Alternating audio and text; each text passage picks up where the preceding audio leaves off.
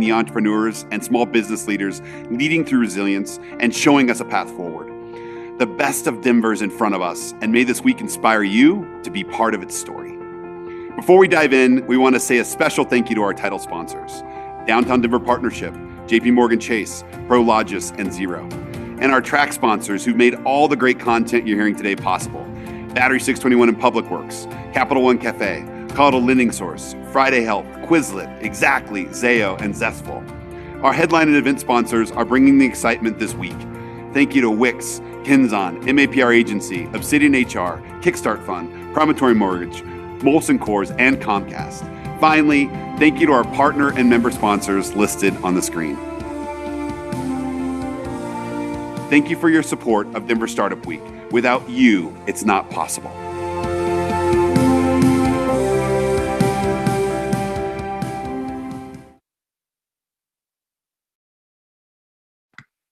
Welcome everyone to Denver Startup Week. You are attending an event in the Maker Track, which focuses on all things physical products. My name is Lauren Kluk. I run marketing and communications at Colorado Lending Source. I'm also a former Maker Track's chair, and I'm incredibly passionate about helping small business owners and entrepreneurs. Over the last 5 years, Colorado Lending Source has been a sponsor for the Maker Track, and we just love this organization because it really aligns with our mission, which is to foster the economic growth of diverse small businesses within our communities. Celebrating our 30 years of lending, we've helped over 4,000 businesses, creating over 30,000 jobs, injecting nearly $4.9 billion into the economy. Our loans range from $5,000 up to $5.5 million for a variety of business purposes. We're also a Kiva lender, which are crowd-funded loans up to $15,000 with 0% interest rates. When the pandemic hit, our team immediately shifted focus and created emergency loan funds for underserved businesses. We also facilitated over 700 Paycheck Protection Program loans and fielded thousands of requests regarding emergency funding for small businesses. All this said, we are an organization that truly cares about our borrowers and our small business community. If you'd like to learn more about our programs or what we do, please visit us on our website or feel free to shoot me an email. Thanks so much for having me. Hopefully we can meet in person one day, and enjoy your session.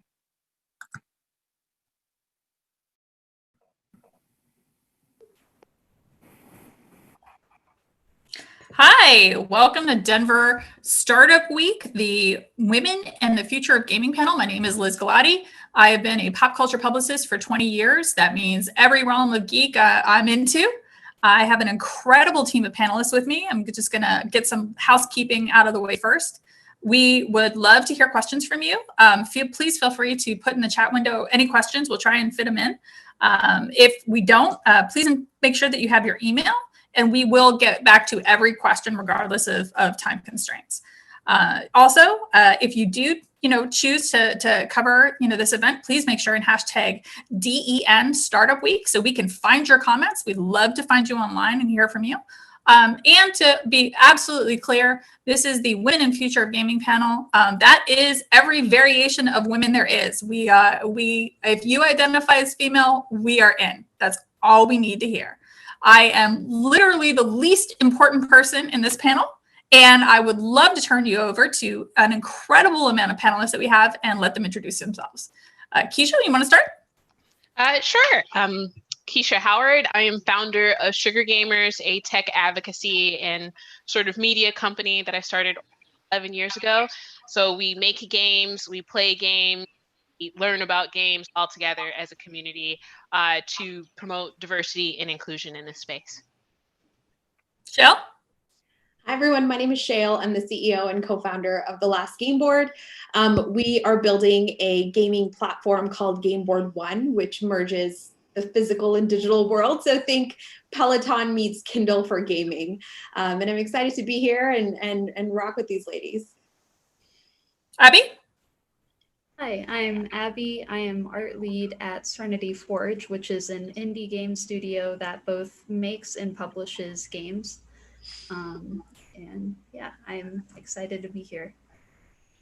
I love these realm of panelists because we have, a lady here who is at every stage from concept to art to finding the money And that's a really important thing. So the obvious question, everybody has this mental idea of what a gamer is. Who's a gamer? Abby, you want to start? Sure. I don't know. I always feel like the tag gamer is a little bit pretentious. It's like weirdly narrow, but also like this huge, broad idea.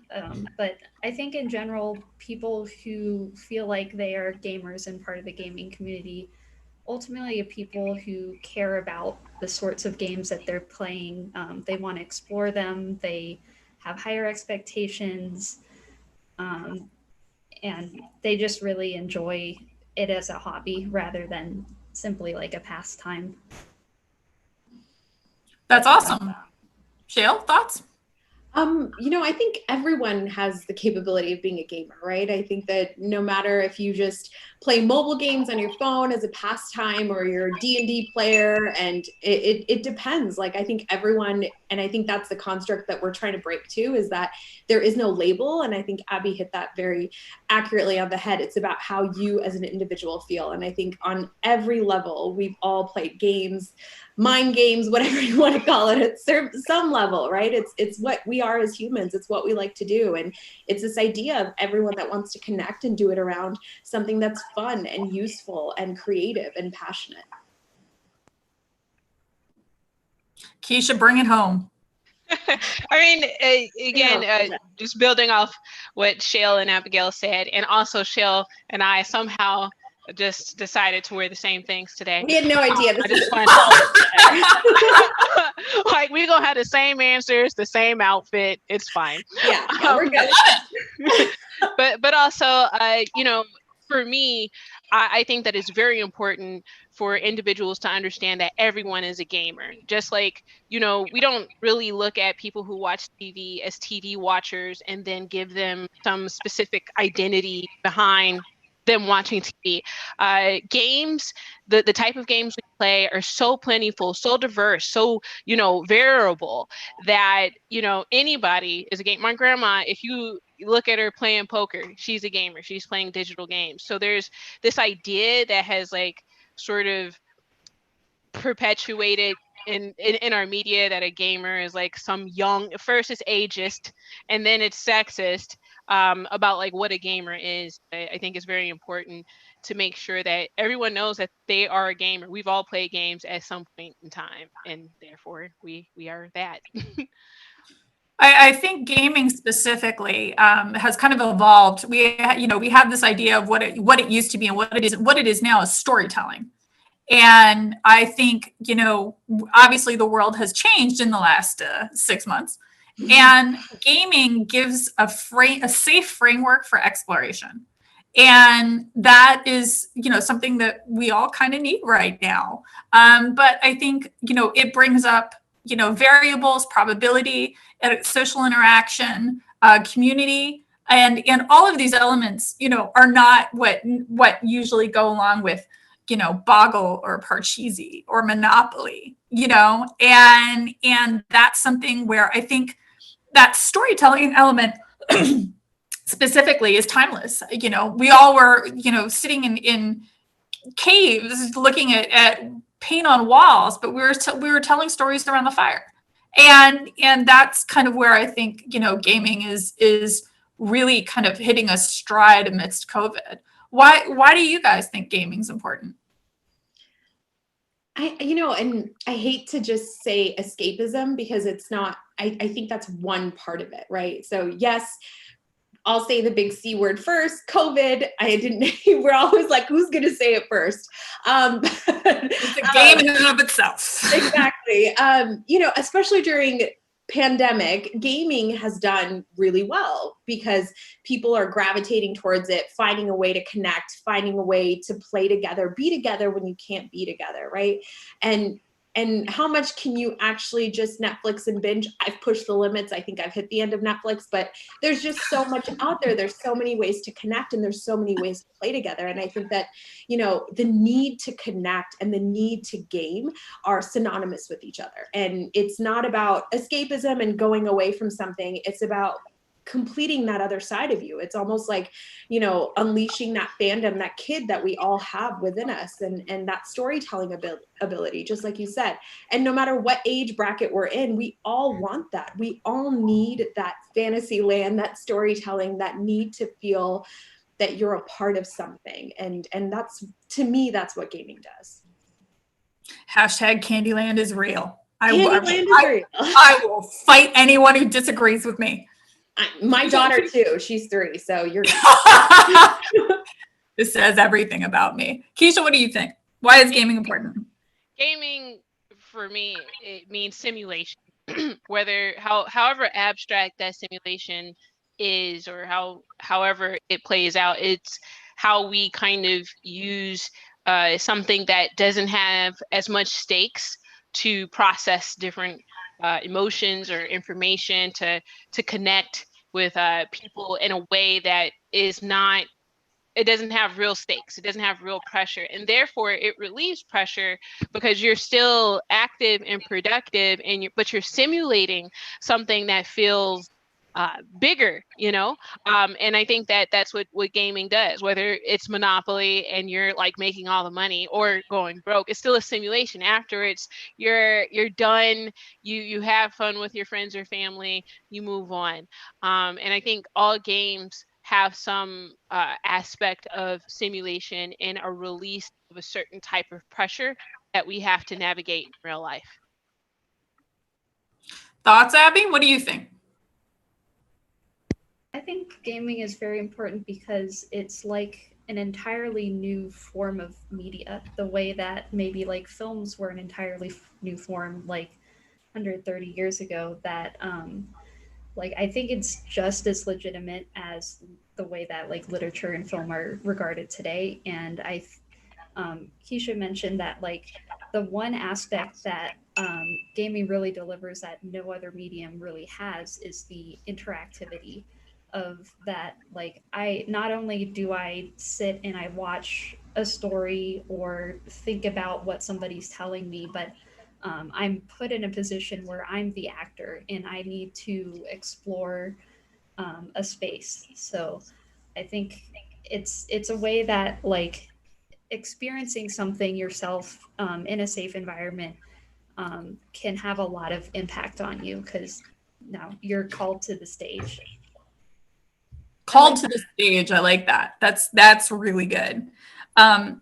Women come in all shapes and sizes, obviously. Who are the people that are changing the marketplace? Who are the people that you guys look up to? Keisha. I mean that in all sincerity. I think it's us. Like, you know, I which is sad and exciting at the same time, right? Because there are people that I really look up to, but then I think of all my peers and everyone doing such like groundbreaking shit. Sorry, I don't know if I can say that. Just say it. Okay, sorry. Like she's building something that doesn't exist on the market today, right? Like this ability to illustrate underrepresented founders and bring them to the forefront in a simulation, in a game. And Serenity Forge is doing so much to like push the needle of what it means to be interactive and to be a community-based gaming company. And not just that, but they say it in their art. And I think that all of us are trying to pave the way in this new era and this new generation. While there's eyes on people like us, I think it's time to run with it. And I think it's really important that it's to support each other and to propel each other as much as we can. Keisha? No, definitely. I mean, it's like Abigail was saying earlier, you know, gaming in the specific way that we're talking about it today. I mean, I don't think it's new, but the way that we're talking about it is very new. Mm-hmm. And so therefore, everybody I look up to are my peers. As Shail mentioned, they're you know, they're people who are alive and doing things right now in tandem to the things that I'm trying to do, because number one, women just haven't had easy pathways into this space or information, or been socialized to even know that this space is for us.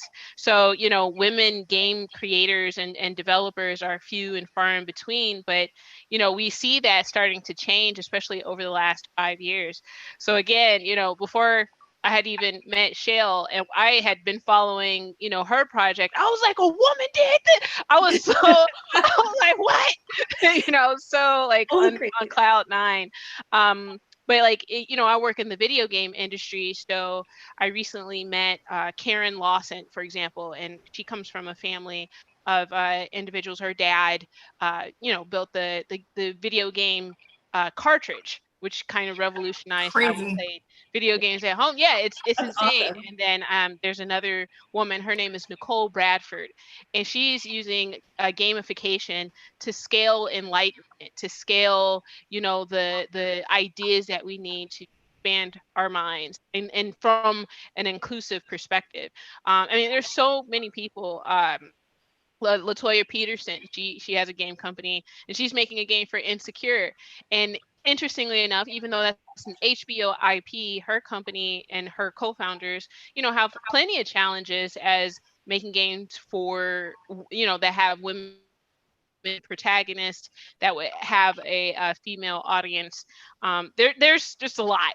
So, but my point is, there's a lot to find out there, but it's not necessarily as talked about or highlighted as some, like, you're not going to just open up Google and then get an article on the next female founder or a game developer. You really do have to put time into searching for those women and networking with those women.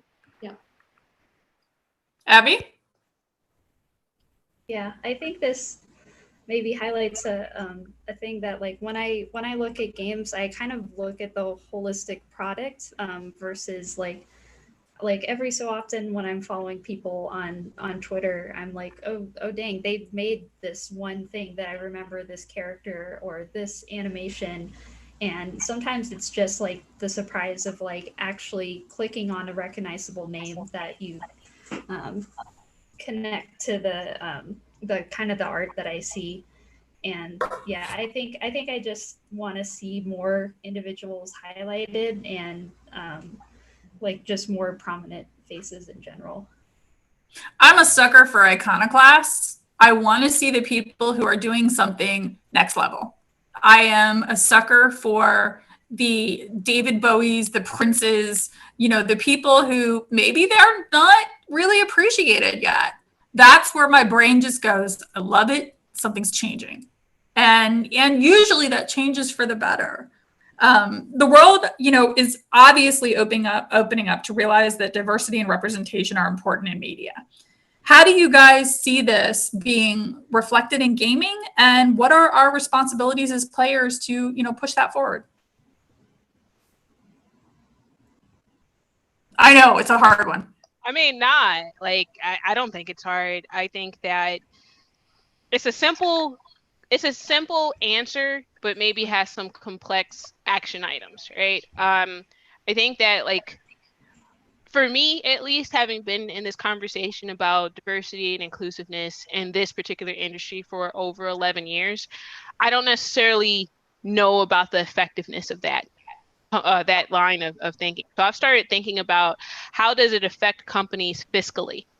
And over the years, I've seen so many companies have to battle these huge PR disasters because of their lack of representation, or their behavior that is, you know, the word for it, irresponsible toward women or people of color or people from the LGBT community, etc. So I think that as consumers, in order to see the diversity and inclusiveness that we claim we want to see, we really have to put our money and resources behind that. So we can't just be like, oh, I want to see women, but still continue to only support games with your money that don't include women, or who don't have women as part of their executive team. I totally agree with that. I think that you hit it right on the money, pun intended. I think that, you know, the other side to this is, as consumers, you know, we've become a culture or a society or that wants to feel good when we put money towards something, right? We want to feel like we're contributing whatever it could be something small like buying, deodorant, but if it feels like that you're helping sustainability or you're contributing to the larger picture, we feel good about where our funds are going. And I think that's what Keisha is saying on the consumer side too, is that as consumers, we have to be conscious of the things that we're looking at, the things that we're purchasing, and it holds the other side accountable. And coming from, excuse me, coming from the side of like hiring and growing my team, we have to make an active effort. Like we have 3, software dev positions open, making a plug if anyone's a software developer. And we have to make a conscious effort to look for women, to look for underrepresented people in our community. And it's difficult to do that because they're not on the forefront. So in order to make that an importance, at the same time, making sure that you're getting the right talent, it takes a lot more effort. So you need people on the other side who are equally responsible and willing to make those choices too. What do you think, Abby? I guess on a positive note, I'm younger and like I haven't been in the games business for very long, but I've been kind of just looking from the outside as a consumer. But I'm kind of happy to be seeing a change over time, that I think games are having way more diverse protagonists and cultures, and kind of just like even genres of games and exploration of ideas and deeper themes. And I think the fact that people are pointing out like, hey, this game is lacking in representation, or like, have you thought about telling this perspective? I think people are listening to criticism, and maybe if they're usually like unconsciously kind of doing these things and taking a moment and reflecting, and like actually like you have to go out of your way to admit a mistake, and to learn about what you could add and how your art and games can grow. I agree. I think it's our responsibility to lift other people up. That's our job. And that's one of the best compliments I ever got. I forgot to mention my own company. I run stinxpr.com. But one of the best compliments I ever got from somebody was, the thing I like most about you is you make every single person seem equally important. And that was actually one of the things I launched the company off of, because I just don't feel that everybody has to have a boatload of money to promote what they're doing. And I think that's really important. And it is always a good idea to be of service to others, to help. That's part of any community. That said, brings me to the next question. All right. Obviously, elephant in the room, it's COVID, gaming, everybody's gaming more than ever. The obvious, ties are escapism, connection, stuff like that.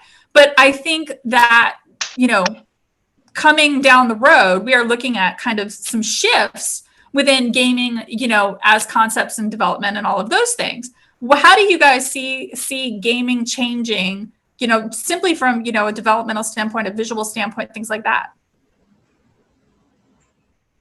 Thoughts? Abigail. Sure.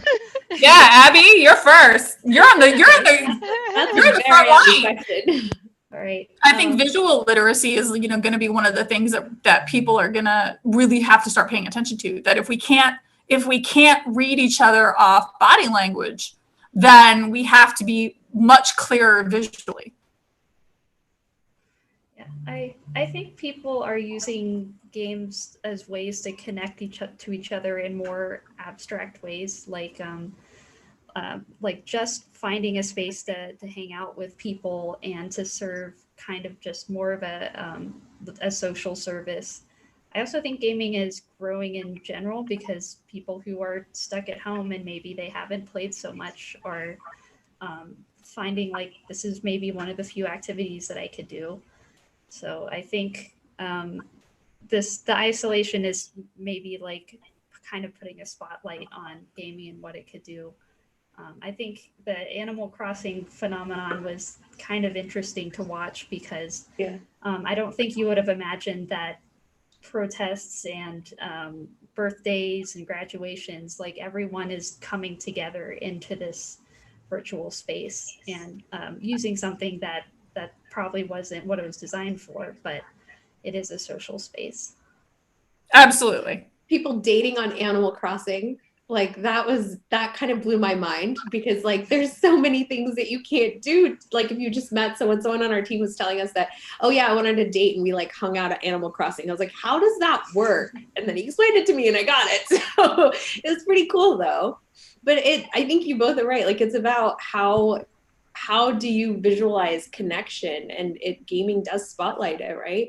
Because we have an infinite world of simulations and virtual experiences and physical experiences to create a playground on it, and it really pushes the limits of technology, and it pushes the limits of what we can think is connection, and that's exactly what gaming does. And that's the cool thing with gamers, is that you provide something, a sandbox, a game, whatever it is, and they'll take it to like to a value proposition or to a usage that you never thought of. Like I doubt that I doubt Switch thought that Animal Crossing was going to use for dating, right? Like, and it is, and it's brilliant, and people love it. I would say that my answer is a little bit different. I am very much, I mean, this used to be like completely science fiction, but more and more I've been thinking about what the metaverse is going to be, because we're going to have a metaverse. Yep. Gaming is going to be a part of that metaverse. Oh yeah. And there is so much that goes into that. For those of you who might be watching and you might have heard the term metaverse and you're like, that's science fiction. I'm a cool person. I'm not a nerd. Well, let me tell you, as a nerd, you need to pay attention to the metaverse. That is everything. This is our online economy, our online connection, our online, like how we live, work, and communicate online, all in a one world. Like we're not quite there, but gaming is one, especially video gaming, is one of those platforms that are starting to contain all of the elements for an individual to completely immerse themselves in a virtual world. And it's quite alarming because the people who are in charge of creating these platforms, a lot of the times aren't necessarily, they're, sort of homogenous teams of people. So, how would you like if the world was created without any reflection of yourself in it? So like gaming and understanding how gaming works, outside of just for fun, is really important, because gamification is something that's added to everything that we do digitally. Our apps, our banking, our everything has like some component to keep us coming back, to keep us, trying to get more points, trying to get more likes, trying to get more visibility. So we're already like sort of plugged in to what it means to be a gamer, even if we don't identify as that. And we're already plugged into systems that completely take place virtually. So I think that now more than ever, it's just really important to examine this space with a very serious lens, because it's definitely like Gen Zers are in this space. They have been born into social media, touch screens, being connected to their electronic devices, communicating with their friends through gaming. So like we all need to participate, all of us of all, races, genders, ages, etc. So, that's what gaming means to me, because it's so powerful. And, when we were younger, we would probably hear stories about how McDonald's used to serve a Happy Meal. So like when we get older, we still go to McDonald's for McDonald's. That's what gaming is doing right now with Fortnite and all the games of that nature. It is like serving a generation of people something that's kind of addictive, that keeps them coming back to this space, that keeps them connected to other individuals that come back to that space. So the metaverse and all that means is why I think that gaming right now is becoming important, because we can't do anything in a pandemic. We can't go out, we can't go to the bar. So the more we can simulate connection in a game, the more potentially lucrative and powerful that game is. I absolutely agree with that. I think I think the metaverse specifically and gaming in general is the great equalizer, that you are only as good as the games that you are playing. And you know, being cooped up, being, not able, I got really sick like recently, and I'm sure there's people who are recovering from COVID where you have this moment where you're like, crap, I don't want to get any closer to being disabled than I am. And we now have to look at that. And that's the best part about, the metaverse and how we can create things of, we can make something better, that we can create games that anyone can play regardless of whether they can leave the house, that we can create games that appeal to literally everyone, that there's no boundaries anymore. And that's the most exciting thing about what we are doing right now is, people in wheelchairs, doesn't matter, age, sex, interest level, whatever, we can figure it out. We can make this better. And that's really exciting. Along those lines, 50 years in the future, Keisha, what do you think the metaverse is going to look like? Oh, I think it's going to look way closer to reality. And I'm just hoping it's not the current version of reality that we're living in right now. I hope it's Snow Crash. I'll be real honest. Life imitates art. Art imitates life. I'm sure it will be. I am hoping that Abigail's optimism, there's more people like Abigail. Yes. And it's just a great place to be, where we solve problems together. It's an egalitarian community of virtual citizens that are all sort of gamifying their task, their work, their connections. I'm hoping. But I think that games are going to take on a whole new form. I've been a part of several games that have been created right now that use all types of technology to get there. One is called Tachyon League, and then the other, and also, as a background, I am a solar punker, so I try to solve problems by thinking of a future that can be livable, sustainable, and more egalitarian. So, trying to figure out what that looks like. Can we have games that don't hurt people? Can we have games that, that don't build upon a toxic community of individuals? I'm hoping that we figure those things out in the next 50 years, because we have to, because otherwise we're gonna destroy ourselves. So hopefully the games will simulate a pathway to being better human beings, so we're not freaking destroying the earth we live on and destroying each other. Shail? I'll add to that a step for part of what I believe is the future of gaming is the intersection of digital and physical, right? So it's this idea of making sure that technology is, yes, the metaverse and the technologies that we use are wielded for good. But in that, I have a fundamental belief that you can't just have completely virtual. You need a physical element to it. It's who we are as humans. It's what we do. We have this need to connect in the real. And how do you use things that are physical in everyday life or physical in person and use technology to amplify those connections? And I want to see more of that. I have a theory that the future of not only gaming, but technology will be the convergence of digital and physical. It will not be one or the other. You can take it a step further if you want. I'm a huge proponent of mixed reality and augmented reality, and I skew away from virtual reality, but I think that there's this intersection between digital and physical that'll kind of win in the future. And technologies and gaming technologies that really harness that and can show the power of community and connection and amplify it. That'll be the winning metaverse element in the future. And that's what I'm hoping for. So in addition to doing good, it's how do you build on good? And how do you create technologies that can amplify good? And fundamental to that, not only is it game design and gamification, and I think Keisha said it so perfectly about there's a generation coming that's growing up on gaming, like hard gaming, right? And that's how they see positive and negative reinforcement in their future, is through this gaming technology. And that's going to filter out into the rest of society. And how do we use that to make us better and to create better? 50 years. I'm very optimistic. Abby's probably a little bit more so than me, but I think that we'll see. Okay, Abby, you're closer to Gen X, so go for it. Yeah, you are.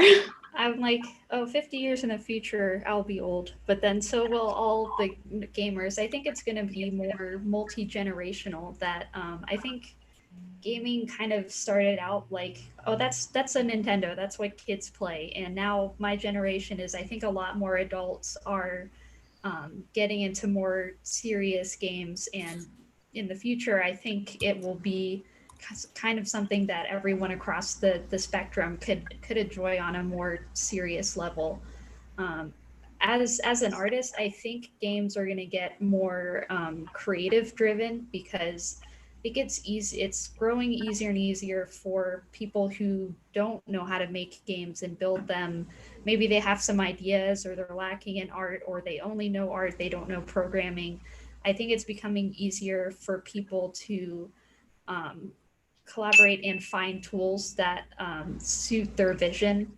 So I also I think, of course, the technology is going to get better. I have a lot of hope for VR.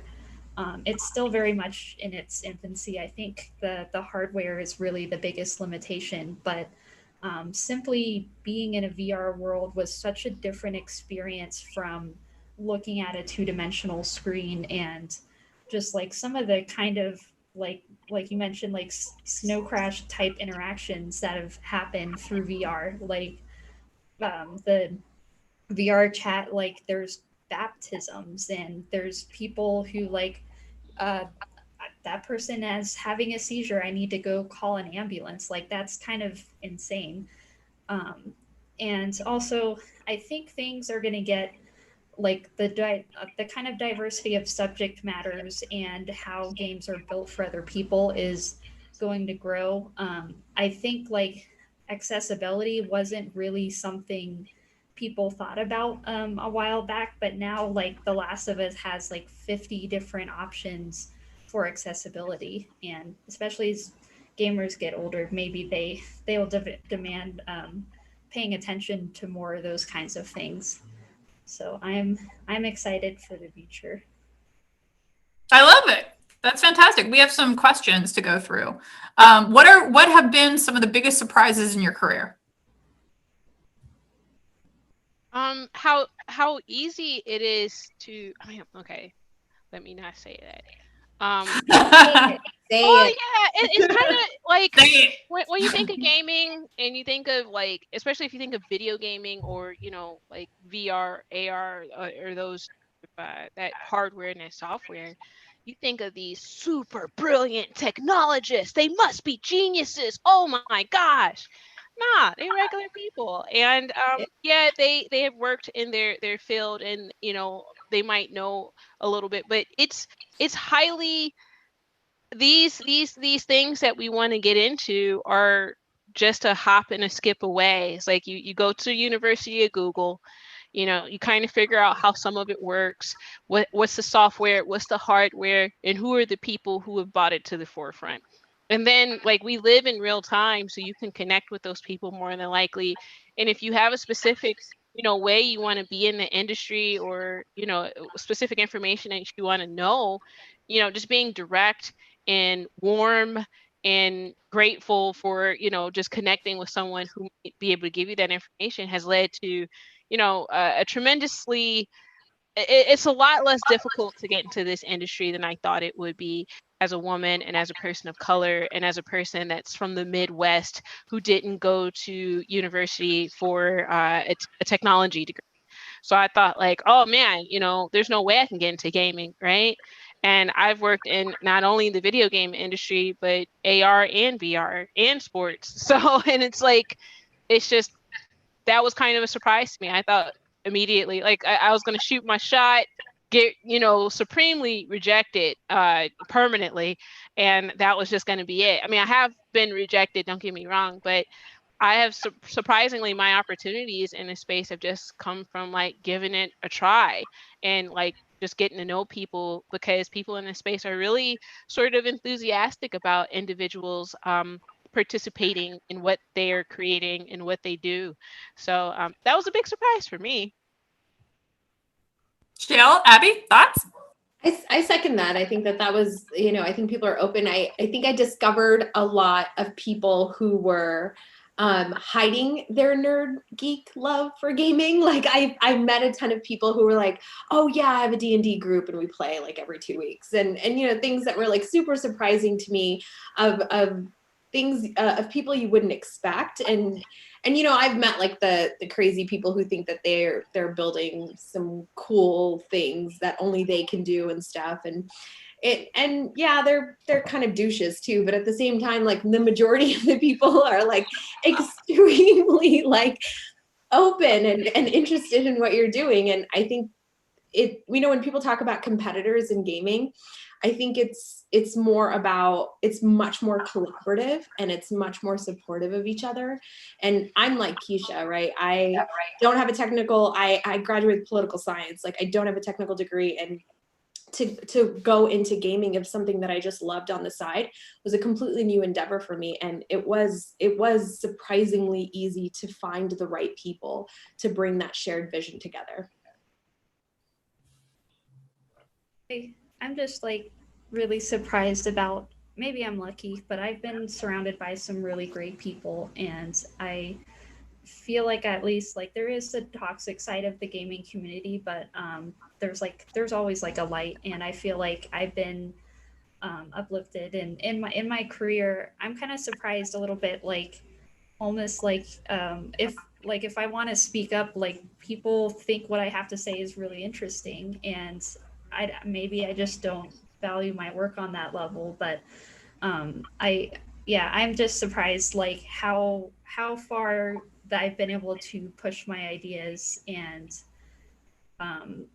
kind of just like hear somebody who cares about it as much as I'm excited internally, but I'm like, does this sound crazy? And like, no, I love it. And so like so far in the industry, I really love the team I'm working with, and we're open and honest, and I really just kind of think I started it in a good place in gaming. Starting in a good place often helps, without question. Yeah. I think my biggest surprise is I would think after 20 years I'd be super jaded. I'm not.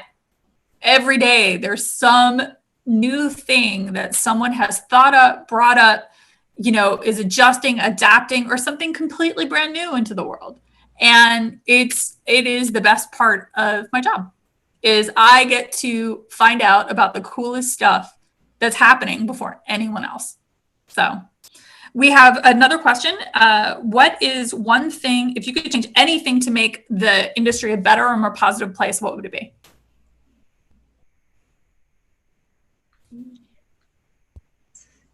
I would be more open as adults to talk about shame. Like, is it? Yes. Emotional awareness. Thank you. Yes. There are a lot of behaviors that I see come from, just what people do when they don't know something or they're not confident in something. Like we are oftentimes shamed we're oftentimes ashamed when we don't know how to do things, and that will manifest itself in some really peculiar behaviors. Like we'll pretend like we're listening when we're not, or we'll say something to make it seem like we know when we don't. And we're so ashamed to be like, I don't know what the fuck I'm sorry. I don't know what you're talking about, kind sir. Sure. Like I don't know what this is, because you explain it to me in simpler terms. Like, yes, it would be nice if people understood like their audience a little bit better. But on the other side of things, like we as individuals, especially as adults, need to be a little bit more honest about what we know and what we don't know. Because I feel like when you're you just admit like that you don't know something, you have a much more fruitful and honest conversation. I think it's a lot more positive. And I've been in so many meetings, like just different investor meetings, different types of meetings where I've been pitching different high-end, software and hardware, where, you see all these people just like, yeah, that's a great idea. And they don't know what's being talked about. It's just words and movements and tones of voices. And like, I think people are ashamed of admitting when they don't know something, and they don't say like, stop. Hey, I don't understand that particular thing, but I really want to. Could you explain it in a different way, or can you give me an example? Um, More of that, just in general, but especially in this space, because technology and gaming is evolving and changing rapidly. The more, inclusiveness and diversity and, sort of the evolution of technology, it's changing every 3 to 6 months. So there's no expert Yes. here, like it's impossible. You just have the experience of knowing how to navigate this space. Um, but yeah, I'm still to this day, after 11 years, I'm like, I don't know. I don't know how that works. Let me find out on the University of Google, or you tell me if you know. But like, I think that me being able to admit when I don't know something has been an incredibly powerful tool for me to just like not be ashamed of not knowing. Shail, thoughts? I'll say the wrong thing.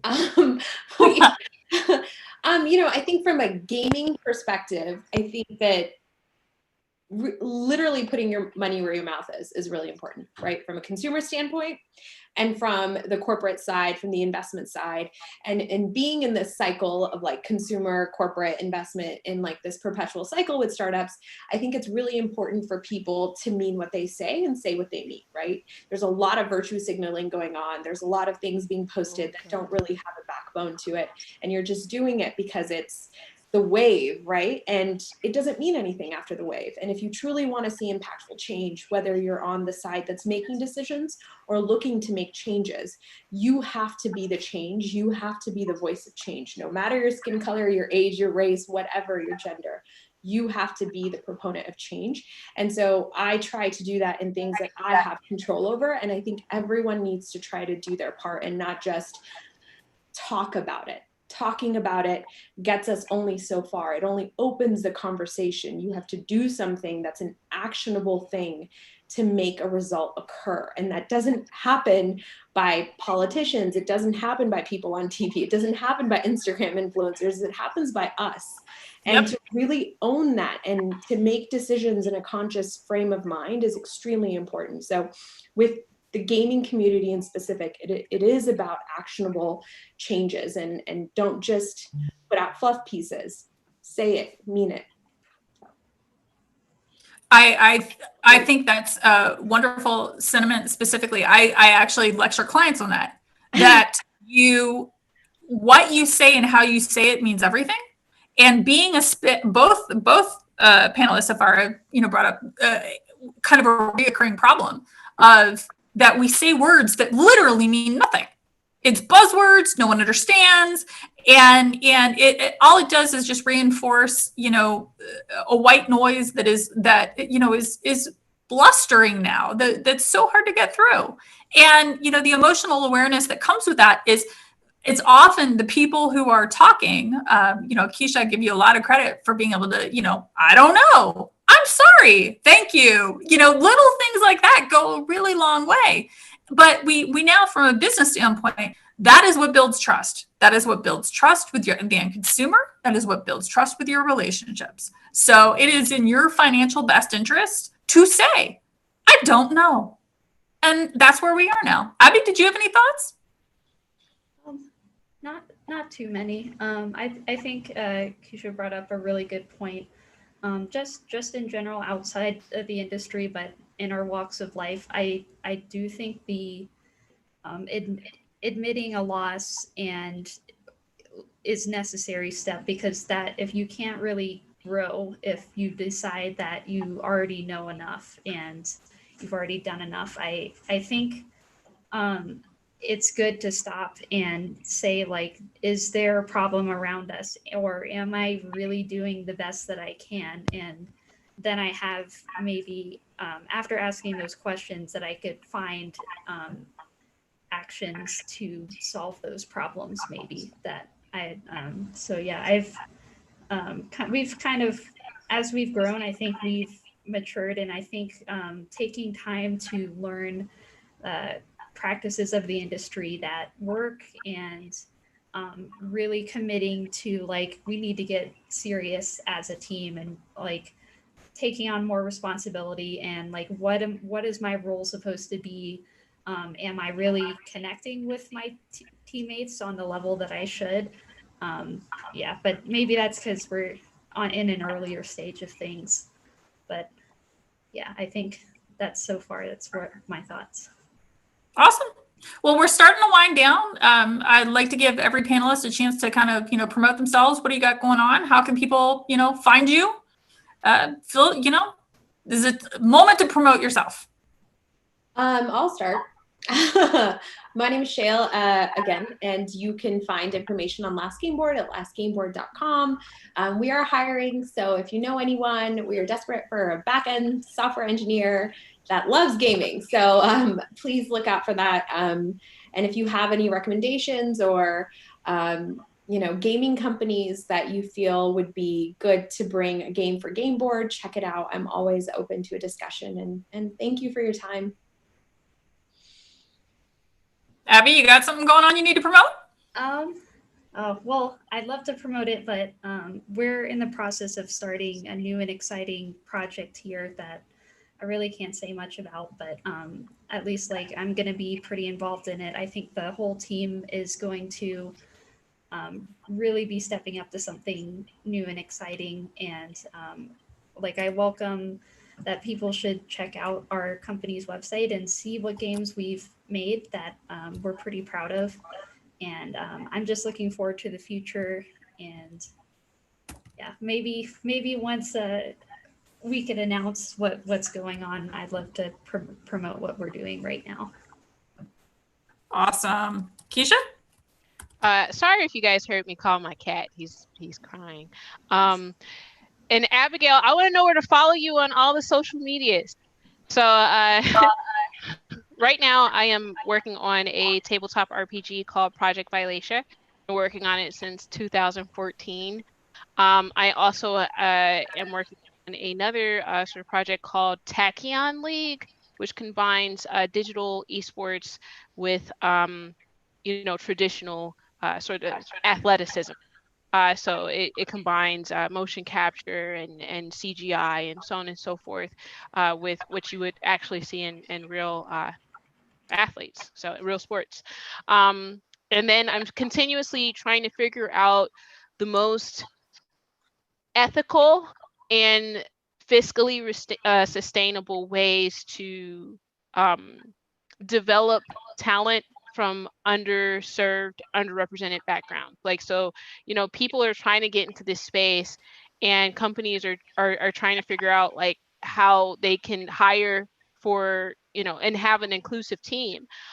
Yet they still kind of get people from the same space. So how do we change that? And what sorts of methods can we do? And so then one of those things is I just want to continue supporting the community and developing the talents of people who want to get into the gaming space. Nice. I love it. I don't really have anything going on. I'm just trying to navigate this virtual world like everybody else. But the URLs for each panelist are up in the chat section. Please feel free to contact them. I appreciate. Thank you all panelists. Thank you for everybody who's attended. This has been a lot of fun. We do this regularly. We love to hear, you have our websites. We'd love to hear what you think.